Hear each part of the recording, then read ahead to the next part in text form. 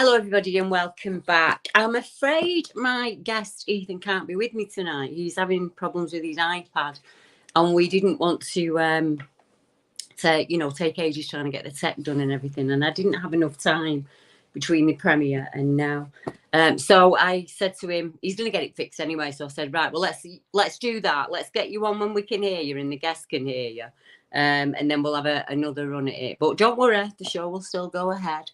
So I can see you all talking, and I can literally click on and put people's comments up there. So we shouldn't miss any of them tonight. Talking of missing things, let's just get this out of the way now, because my mother-in-law and my sister-in-law's already had the skin off me. It is my wedding anniversary today, and for reasons not yet known to myself, I completely forgot it was, but don't worry about it, it's something I do regular.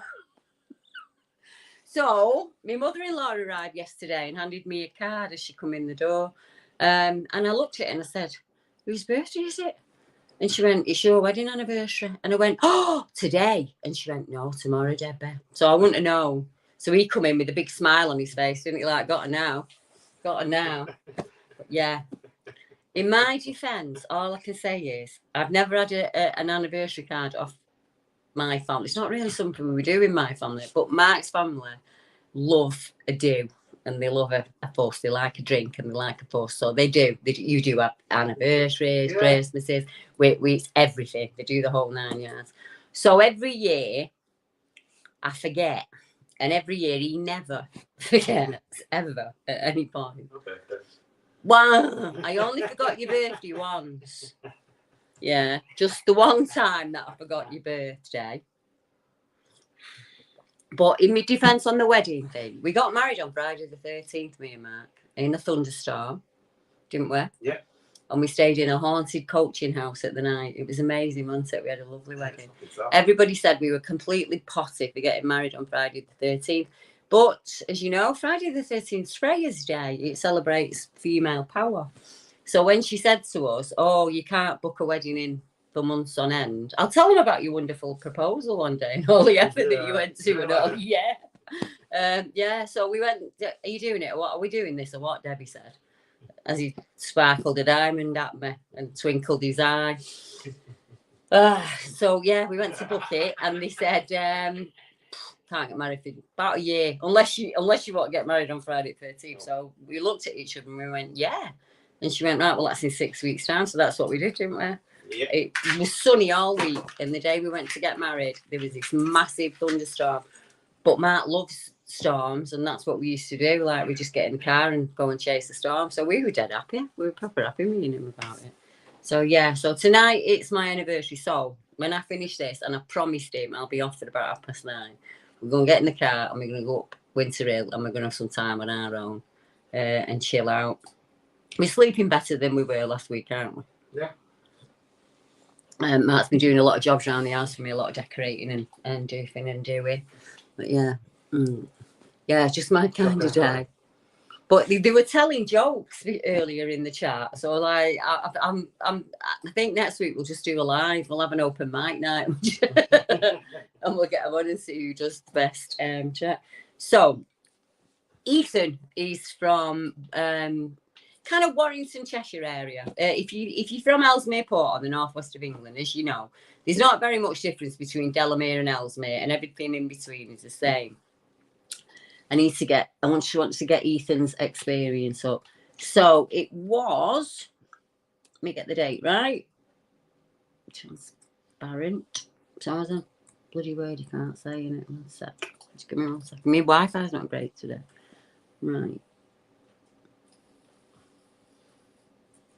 No, transparent creature.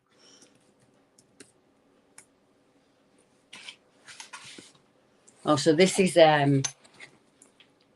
is karma paying me back, Mark, for forgetting the anniversary.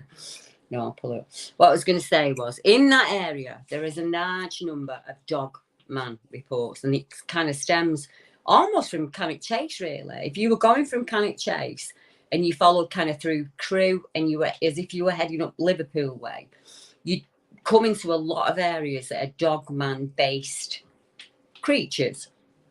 And I'm coming to find now that on the Ministry of Defence land, the creatures are more often described as dog-like in some way, or a canine creature or something like that. And we often hear about them just disappearing in front of people's eyes. And I don't mean in a magical way. I mean more in a way of almost like they would use a tech, or there was something about them that could make them disappear in that predator kind of way. So it was, I want to get the date. There we go. I've got it now.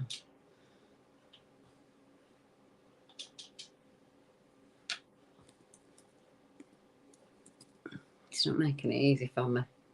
Come on, cultures.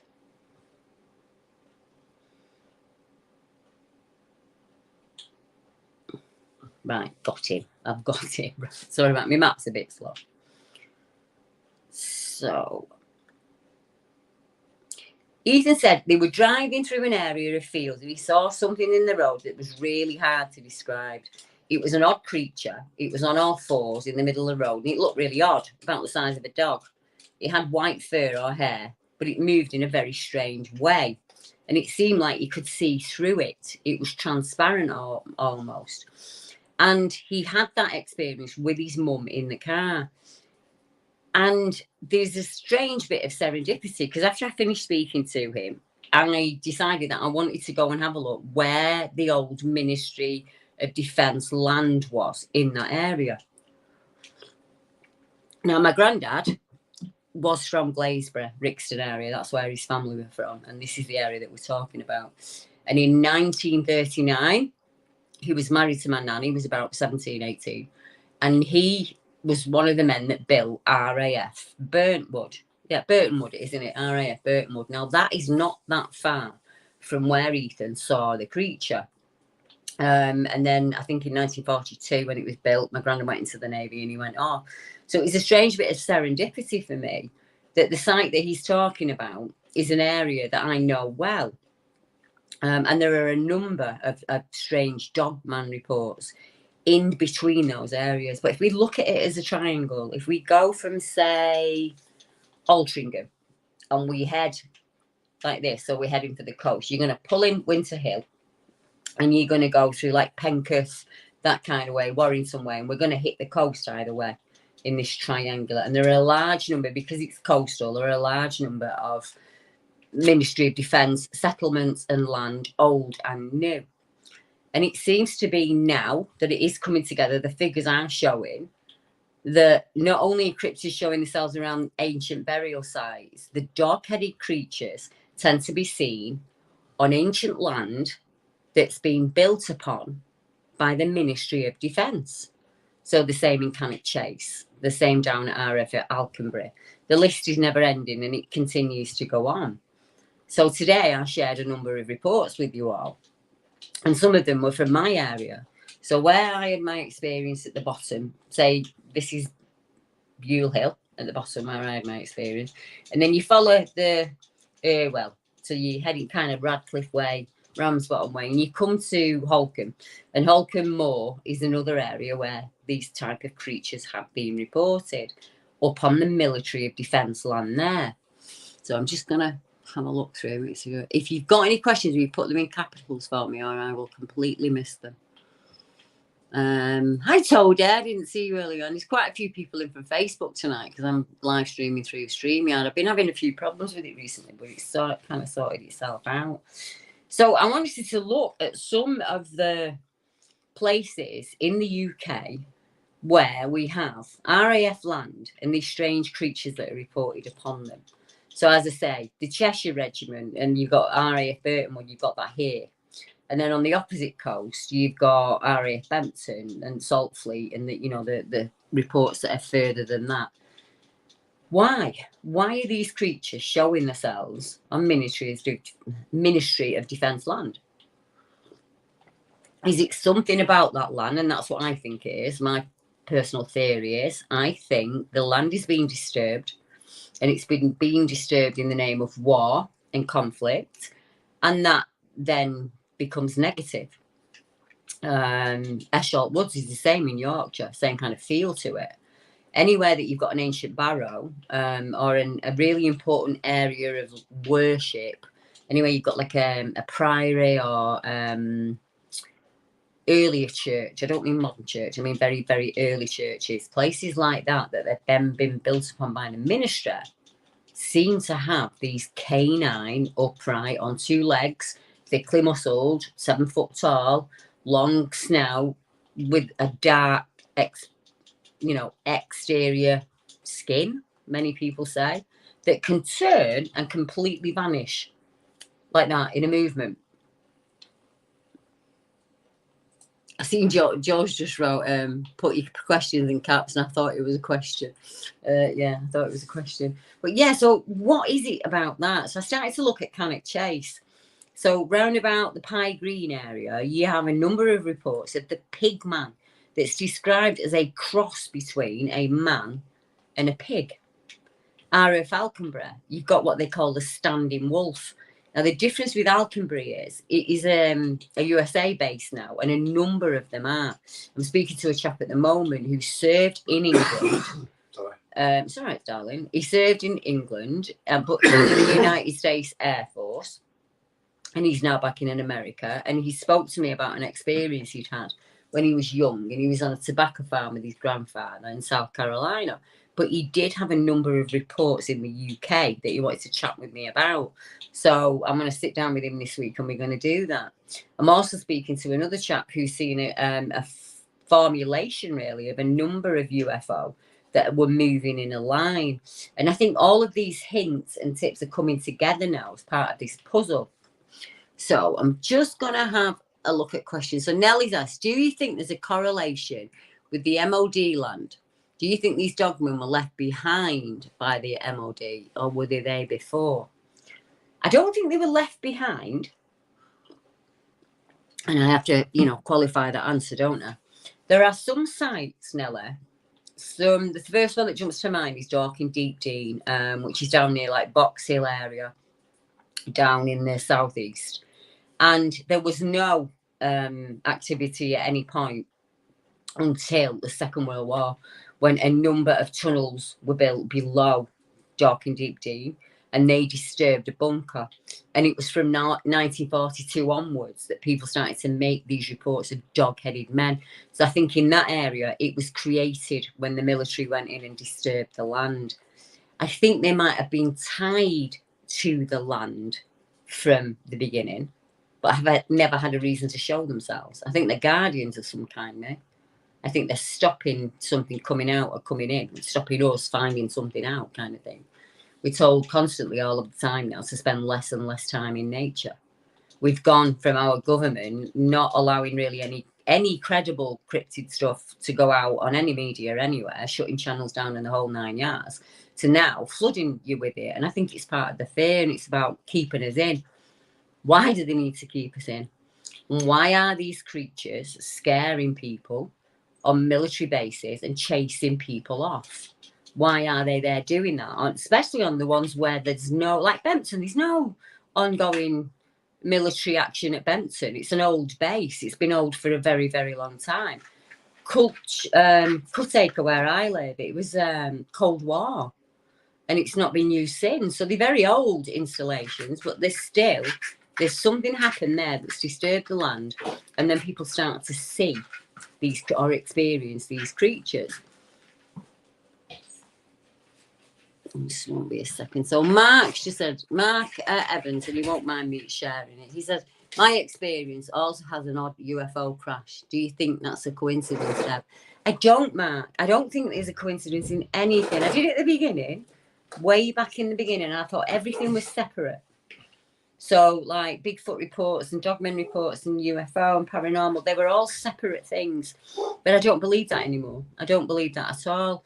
And that's simply because I have spoken to so many witnesses that have told me that they've had different forms of activity throughout their life. So they may have started with something like a shadow being in the bedroom as a child, but then they've seen maybe a UFO later on. It's a big mix for people. And no, I don't. I think if you can tap into any kind of activity, your body yourself really is acting like a radiogram. So for some of us, we only work on one frequency, and others can work on different frequencies. And while you're learning all of that in the beginning, now add into that all of the stuff that society said. I know you're feeling it, and I know it feels real in your gut, but that means you're crackers. So you need to take these pills, and you know, you're crackers, you don't fit in. So you've got all of that, you've got that battle going on inside you, you know, but you're tuning into things. So there are numerous people. I used to think that the majority was people who just had one experience. Like me, I thought that what happened to me as a child in the bedroom is absolutely irrelevant, because everybody throughout life had told me that I was silly, or I was exaggerating, or I was doing it for, and I began to believe that myself. I really believe that. So I never, ever put any of those experiences or other ones that I'd had as a teenager, in my 20s, in my 30s, I'd never tied them together. Never. And for all they were different kinds of things, I never saw them as coming together at any point. They were just separate. And that's because I'd put them in separate boxes, because that's how I deal with stuff. I shove it down and I put a big lock on it and I shove it in a box and I try not to think about it again. So I didn't connect them. But now it makes perfect sense. If you're tuning in like an antenna, you're tuning into whatever frequency is transmitting. So you need a transmitter and you need something to pick up on it.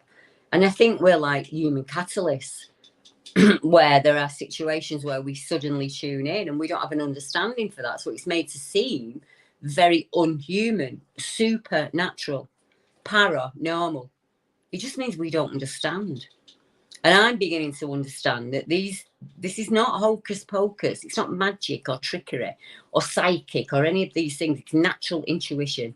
And each and every one of us have this natural intuition. And yes, it is stronger in some than others. But that means that you can practice it and get better at it, you know, if that's what you choose to do. But if those experiences that you've had are terrifying, and understandably yours was, how do you do that? How do you instantly jump onto your 2 feet and just think, right, this is an ability and I can deal with that? You can't, can you? You've been told your entire life that everything that comes out of here or out of here is wrong. Any decision that you make is wrong. So by the time you're 20, you don't fit in anywhere at any point for anything. You just feel like this square peg in a round hole. But your body, yourself, is picking up on all this stuff going on around you. And it's society who's saying, well, you must be crackers if you're picking up on that. No, you're not. You're acting naturally like a human being does. So, yeah, you can tune into a dogman and you can tune into a UFO. And then we have reports where they are seen together. So Rendlesham, you've got a large number of people who've made reports of being shadowed in the woodland. They were doing what you were doing that day, Mark. They were sat down and they were just enjoying a place where they knew really, really well. And something washed over them immediately and they knew that they had to get out of that area really quickly. 5 people in the last 6 months have contacted me over Rendlesham, all with the same story. None of them know each other. And each and every one of them has activity going on in other areas of their life. So are they transmitting this energy that other beings, positive and negative, can pick up on? And if so, is that why these beings are interested in us and interested in us from children? I'm even starting to believe that some people who say, I've never had an experience in my life with anything, I would love to put them into deep relaxation and actually see if they had. Me and Mark have talked this week all about simulation, haven't we? Yeah. And false memory that can be put in there and, you know, to make you feel confused and to doubt yourself. We've spent a week doing it. We know what happened, but we have spent a week trying to rationalise it away as it was our fault in some way. And we can't, can we? And things were just different and they've been different since that day. So it's like, is that connected to my experience or is it connected to Mark's experience? I don't know if we'll ever know. Hopefully we might know. But I hope I'm kind of answering your question.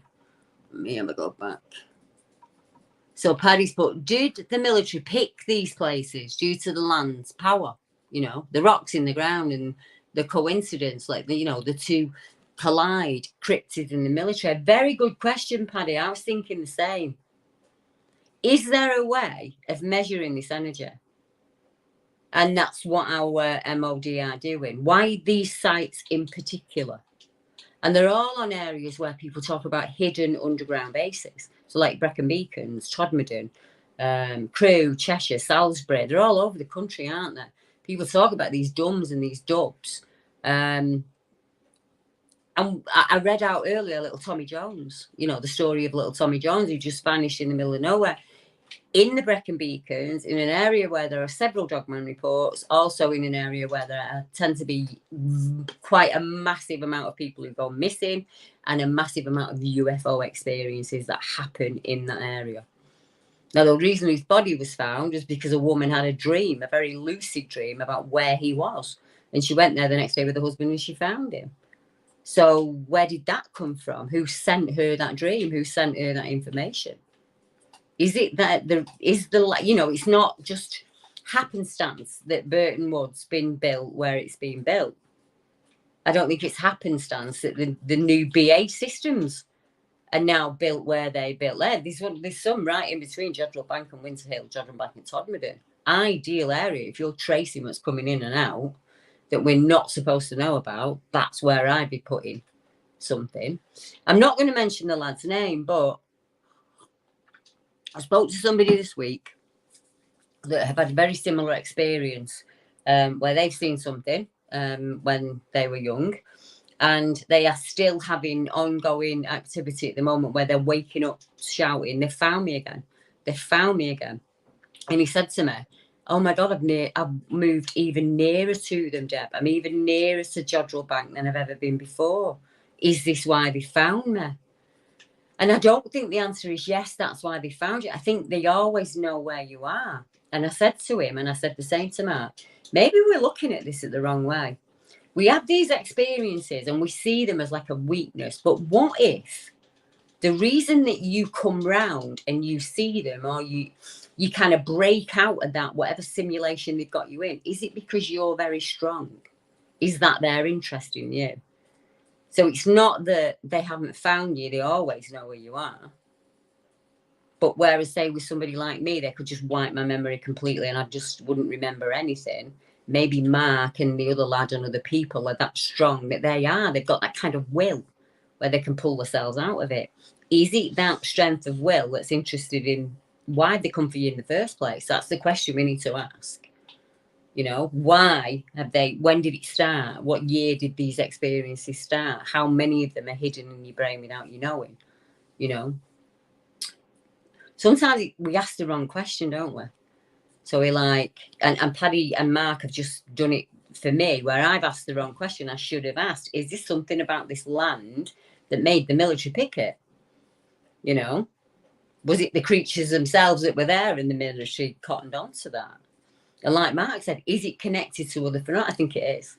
I think we know that UFOs are buzzing the bases, don't we? We know this. There's reports of them off, but we're a tiny island, and there are reports of them all over the coast, of them in water. A lot of them 3 triangular lights that make the water bubble. Same at Bempton. Same on I was speaking earlier about being on the Fylde coast at Blackpool, so where you've got like Blackpool, Fleetwood, St Anne's and Sea, that kind of area. This military defence land there sits between there and the Forest of Bowland. And I spoke to a chap, his experience will go out next week or the week after, where he was just walking his dog one morning at St Anne's Beach, and he saw this dark dot in the sky that just came towards him. And as it came towards him, it got bigger and bigger and bigger. And there was actually a being that was using that. It was kind of transportation. And he said the being looked quite shocked that he could see it. Dublin is an area in Ireland where there's a huge number of UFO reports. In fact, 4 pilots from 4 different, so you've got like BA, Virgin and Pan Am and another one, all ringing in at the same time saying that there are craft, white light buzzing our thing as we are flying in. Well, if you go from Winter Hill and just go straight out, that's where you're going to end up. Dublin Bay. Is that a flight path of some kind? And is that why there are so many reports along these coastal areas of cryptids and Bigfoot and all manner of. St. Anne's, I've had a number of reports of, is it chimera, Mark, or chimera? Let's get it wrong. There's been 2 that I know of where they've seen creatures in St. Anne's that they can't describe. Each witness has described it in a different way. So is all of this connected? And I think the answer to that is yeah, I think it is. I think it is. I think there are certain areas in the UK that are high energy, or the energy is different in some way. And the government whopped onto it a long time before we did, you know, and we're maybe, because we're only just looking at this as a what would you say? What would you say? It's a theory, isn't it? I can't prove it. Yeah. I can't prove any of this. This is my theory, and it just comes from a matter of mapping cases over the years. So I'm as new to this as you guys. I'm thinking, what is the connection between military land, the creatures that people see, and the other phenomena that happens around that area? What is it about that land? Is it a combination of the person is the catalyst, they walk into this area and they see something? But yeah, but I can't get my teeth into that. It feels like these people are seeing these creatures on the land in military installations to move them away, because they're kind of the scare. There aren't many in the UK that are terrifying, you know, where you just think, oh, Jesus Christ, I don't know how I made it out of that. The ones on the Ministry of Defence land are a bit closer to that, because it is a creature that will run at you. Or it's a creature where it's been described as, you know, the eyeshines drop to its belly in a second. What are we dealing with? And if we're talking about things that are being made, hybridized, or chimeras or whatever, we don't know what's out there. We know Stalin, before the Second World War, was attempting to put man and monkey together to make a super soldier. And I'm sure he can't be the only one. I mean, we know about what went on in Poland and places like that. And those are the things we know about. So, you know, what about the things that we don't know about? All of the things that go on there. Salisbury Plain, good example. You wouldn't think of seeing a Bigfoot creature at Salisbury Plain at all. But there are numerous accounts of a 7 foot tall, reddish haired coloured thing down in that area. So, and it's even on the land when they're doing exercises. I mean, what is it? What is the connection? I'm just going through, just seeing if I've got any more.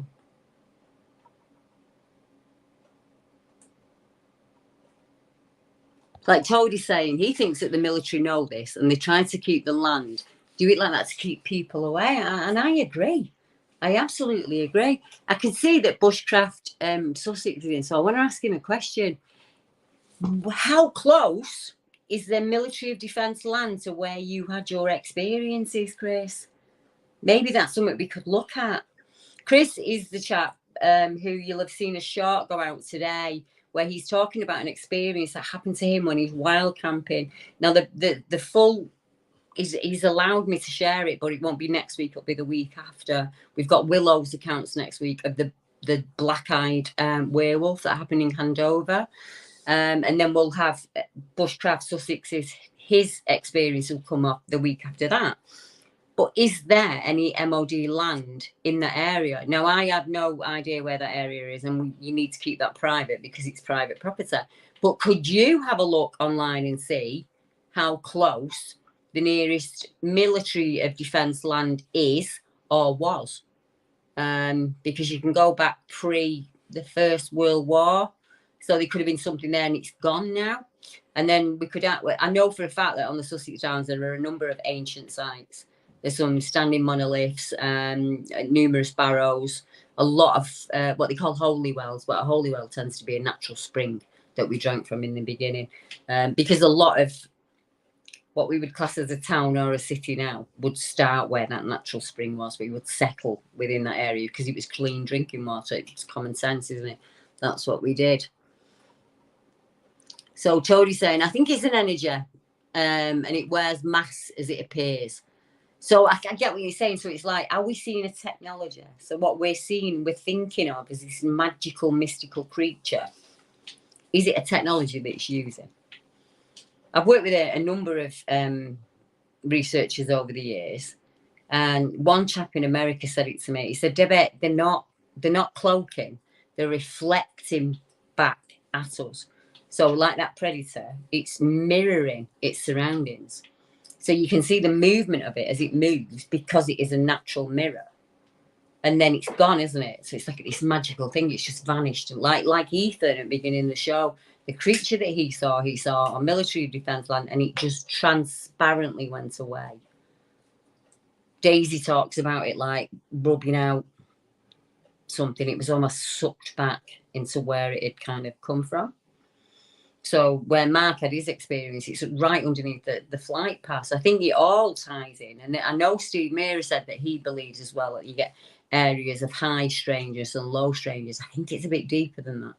I think it goes into more than that. I think some of these places connect worldwide. We haven't even touched on the subterranean yet.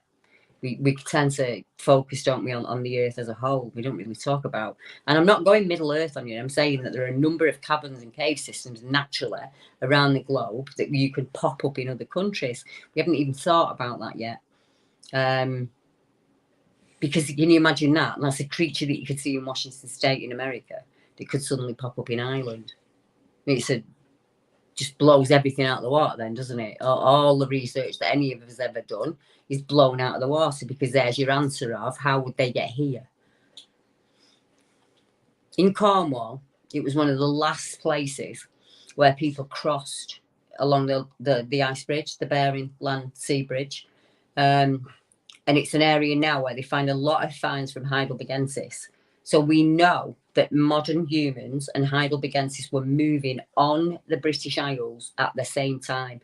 And in that Cornwall area, that was one of the last places that people made it onto the UK before the melt came and it couldn't happen anymore and it became an island. So people go on about, oh, there's just no way, that there's no way you could have these giants in the UK. Well, I'm sorry, I don't agree with that. There is a lot of ways that they could have been here anyway, all the time. We're the ones that don't fit. They seem to do absolutely fine with no coat, no car, no umbrella, don't need a house, don't need Tesco, don't need, they don't need any of the things that we need. They just naturally happen, and we are sometimes in their areas. And like Brush Crash Sussex, they will scare the shit out of you to get you out of that area. And that might be as simple as that's where they are hunting, and you've turned up and they are not happy about it. But when it's a base, it seems to be like they are trapped to that base. So there's a lot of witness reports where they speak of it was almost like the creature couldn't leave the base, so it chased them so far. And once they were off the MOD land, nothing. It would just kind of walk up and down the boundary line, which tells me it can't cross. Why can't it cross? What's keeping it from doing that?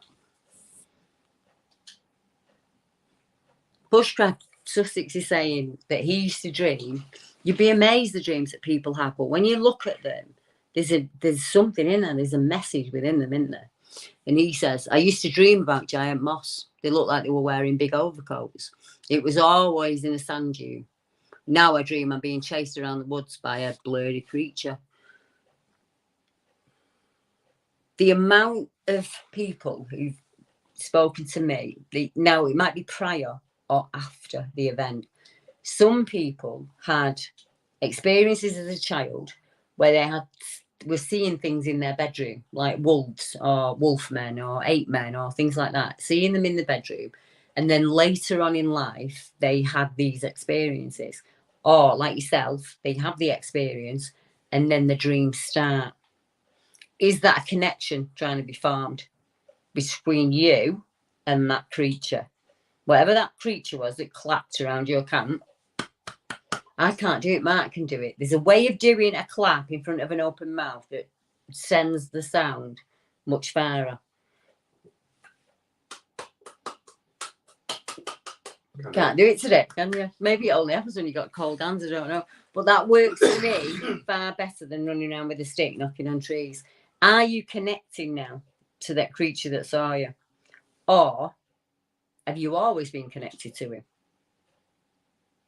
What the first thing I'd ask you, if you were one of, you were sat down with me, and I'd say, what was the first time you can remember where something was like, whether it was scary or not, just an experience where you cannot explain it. And you'll probably find if you sit down and just write a little list down, like, oh, I remember that was weird. And yeah, I remember that one, that was weird. And when I was a teenager, that one happened. And you find you'll have far more on there than you even realised. I did it to Jeff Singleton. I ended up writing 2 books out of it. So once you start to jot them down, it's almost like we have the experience and then we kind of, I don't know, almost like we kind of think, right, that's it, done. And we just kind of go on with life. And we kind of, not that you forget about it, but you do. In a way, you kind of do. Compartmentalise it. Yeah, compartmentalize it. And then every now and again, if you sit down and start to write them down, you realise just how many weird events have gone on in your life. Well, they're not weird, are they? That's natural then. If something's doing that, that's natural to you that you're having these strange experiences. And I didn't work that one out until I was about 50. And I was like, it's not me, is it? I've been having experiences as was in my cot. And I'm still having them now when I'm 57, So something has interacted with me since I was a child in my bedroom. That's the way I look at it now. But I don't know if it's friend or foe. I couldn't tell you. I don't know. I don't know. When I wake up and it's at the side of my bed, I do not know if it is there to frighten me or it's trying to protect me and seeing it scares me. I don't know what the answer is to that one. So Mark slept the night after we had that weird experience, but I didn't. I fought something all night long, didn't I? And I did for the rest of the week. And I don't know if it was stood over my bed protecting me or it was doing it to scare me. And if it was doing it to scare me, it did fucking amazing. It did really well. But I don't know. How do you know? There's no way of knowing, is there? I can't ask it a question. Billy's saying, as I said earlier, MOD land and weapons research areas are mainly built on negative magnetic anomalies. That might be something I can look into, Billy. Bob saying maybe people avoid those certain areas of land so the MOD make use of it. And then you've got that no one's allowed on them. So nobody's allowed to visit MOD land. So when they're doing exercises, there's people on it, and then it's just barren, isn't it? Until they do the next set of exercises. I've got 5 minutes. I'm going to give it 5 minutes, and then I'm going to make a flask and go out with my husband. Next week I'll stay on for longer, I promise. I just think I need to make it up to him tonight. He's worked. He's done. He's been painting and decorating, doing all kinds of stuff, and doing stuff for my mum and everything. Poor bugger.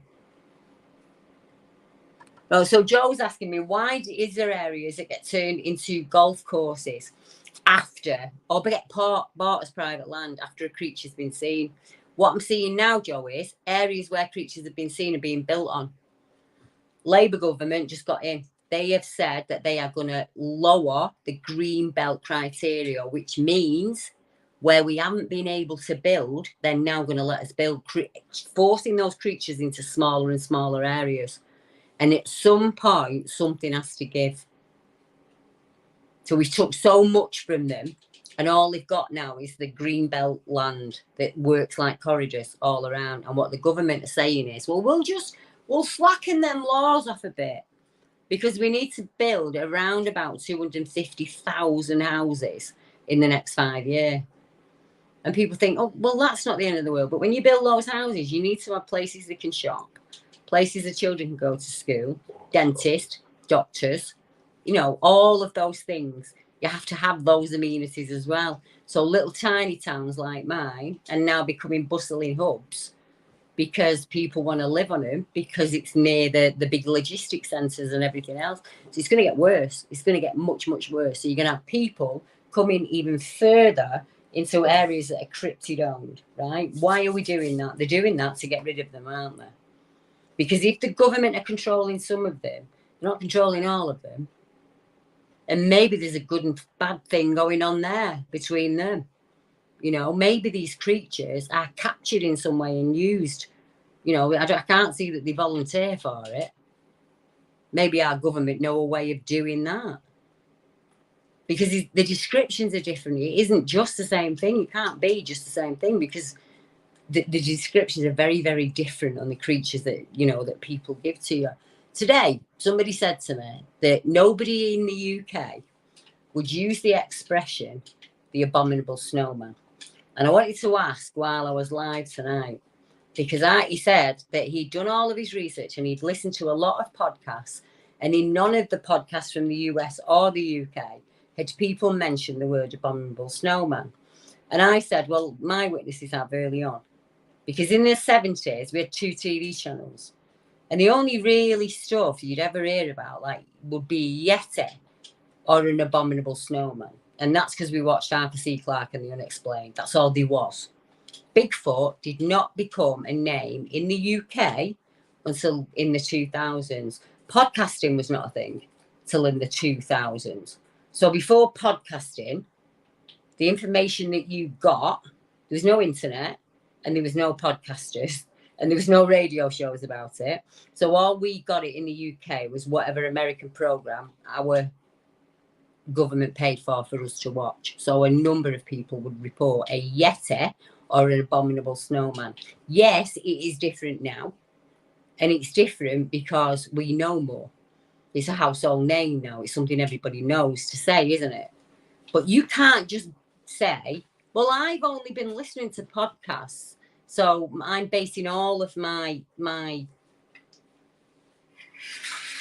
theories on that, because what happened before 2001? You know, there's so many hundreds and hundreds of years prior to that. And even to this day, it is very, very rare that anybody uses the word Bigfoot when they make a report in the UK. It's normally an ape man, you know, or it's a wild man or a caveman. And it tends to be people who listen to podcasts and have an interest, that they know the word Bigfoot, they know the word Sasquatch. But if you polled your average Brit, if you went and stood in the middle of your thing and you shown a picture, I guarantee you people my age and over would say, oh, that's a Yeti or that's an abominable snowman. It was quite that's what the words that we used. So I'm not sure if he's not a Brit or not. Because I get it. In America, they have a history of Sasquatch that goes back generations. It's talked about. It's on their TV systems. It's something that is discussed in their towns. You know, they know it. It's something that they grow up with. It's not like that in the UK. Nobody at any point in the UK said to me, did you ever know about woodwooses? No teacher told me that. There was no program on the television that explained to me that there was woodwoose in the early UK. Nobody did that. So if you'd have known that at 15 and I thought maybe it's one of them woodwoose things that we got taught about at school, it wouldn't have been as frightening. But even then, I didn't think Yeti or abominable snowman. I thought he's an ape man because he looked like an ape and a man combined. But the majority of reports that come in, and I want to stress this to people, is it's very, very rare to have a face-to-face encounter. Incredibly rare. What you get is this shadowing, going around camp, staying out of the firelight, clapping sounds, small things being thrown in, this almost curious, interested, because let's be honest, if it wanted to take you, it'd run through your camp and you'd be gone and no one would know where you were. And it would probably 2 or 3 days before people realised you hadn't come home. You know, what is it doing around your camp? Why is it sniffing around your camp? What's different about you? Or have you gone into its area? Is it an area that it would be using at that time of year to follow the deer through, you know, and then you've just bungled up with your hammock? It might just be that. It might be a misunderstanding on 2 sides. And what you get then is like a bluff charge. So that's like a diversionary tactic to move you from the area. So I want to finish on, we're still talking about Ministry of Defence land. Everybody person says, there's no credible pictures in the UK. Nobody ever gets a photograph and nobody does this and nobody does that. In Kent, less than 5 years ago, a man was on Ministry of Defence land and took a photograph of a large, muscular, dark-coloured creature that was walking away from him in the woodland. And he presented it and said, look, I've been on MOD land and that's what I've seen. And they still weren't, you know, like, yeah, well, because you know, I've got like, nobody's ever happy, is there? So what I tend to do is I don't care about the people who don't believe. That's on them. You can't make them believe. You'd be banging your head against a wall all day. What you're thinking is, what was different about him? What happened that day to cause that man to see that creature? And I think in that happenstance, it was just happenstance. He really needed the toilet. He was ill. And I think it was just a situation where that creature was moving through the area and didn't just interact with him in any way. Because we get lots of reports where they say it was almost like it didn't know I was there, or it didn't care I was there. He'd gone on to the MOD land to use the toilet. So I think it was just a matter of two wheels clicking at that point. But he did what people wanted him to do. He got his split phone out and he took a photo of it, and it still wasn't enough. So if you are one of those researchers out there and you feel like you are out there day and night in muck and bullets, and all you ever get on the internet is ignore it. Ignore it. You do what you want to do, because that's where your answers are going to come from. They're not going to come from some other guy on the internet. Those people who put those comments up there, they don't have your boots on, they don't have your pants on, and they're not in the woodland doing what you're doing. It takes an enormous amount of minerals to go back out there in the dark when something is charged through your camp. It takes an enormous amount of brass to go and stay overnight when an hand's gone underneath your tent. These kind of experiences are happening in the UK as we speak. And all of the people that don't believe it are not going to save you when you're out and it happens to you. So you concentrate on you. If you are in an area and you feel like you have intruded or you are in the wrong place, listen to your gut and leave. Go somewhere else, move a mile down, leave them to it. Because at this time of the year, they are moving through areas. There are a massive crop of berries this year because we've had a shit summer and we've had a lot of rain. And you'll notice yourself when you go outside, there's blackberries and raspberries everywhere, and the deer follow them. And the cryptids follow those deer. So at this time of year, before we hit harvest, this is when the woodlands are at the most active. So if anything's going to happen, it's going to happen between now and October, November time, and then it'll go quiet over Christmas. And I want you to watch that as it plays out, because it plays out every single year. And what that will enable you to do is work out when they are in your area. So are they moving through? When Bushcraft Sussex had his experience, is that the time that they're in that area? Will it go quiet October, November time? Very likely, yes. And then it will kick up again in spring. That's kind of what happens. You start to get footprints and that in the springtime. Everything out there, including man, is foraging and fattening up at this time. So think about it like a bear. It's going to take on as much as it can resource-wise, and they don't hibernate. They have to go through winter. And I'm convinced that they cache food. They would cache and dry food in the same way that early man did. So just keep your eye on things when you're out there at the moment. If they're showing themselves to wild campers in the way that they are, because I'm sat here getting the reports coming in, we're climbing like this, guys. So we're shrinking their areas. You've got more people interested in leisure and going out there. And we're starting to get a lot more face-to-face encounters. So I'm just giving you a heads up, and I'm giving you a warning. So a couple of things you could check for. In the area that you go, are there any ancient settlements, standing stones, barrows, burial mounds, anything like that? And where's the nearest MOD land? Check those out before you decide to go into an area. And then you know that you're going in with all your boxes ticked. You know you're going in safe. So Glassy Gleamer is off to Cornwall.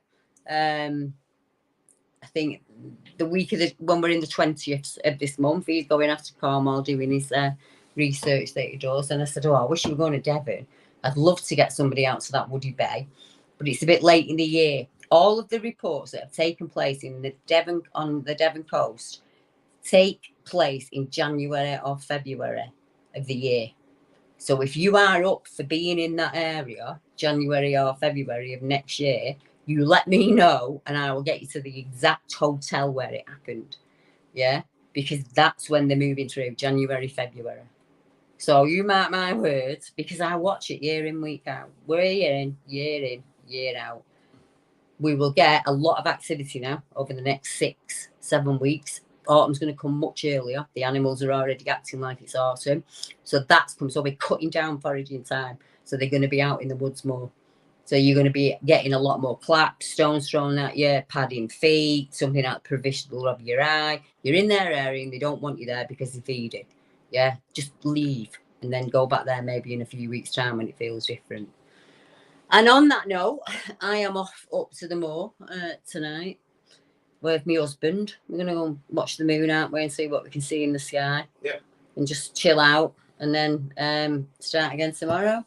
So thank you all very much for joining me week in, week out, as you do. And to all the new people that have started listening in, if you're interested in meeting up with people in your area, let me know, because I will just put it out next time. I'll say, is there anybody that is in this area? Is there anybody that's in that area? But you got to do it yourselves. I'm not doing it for you anymore.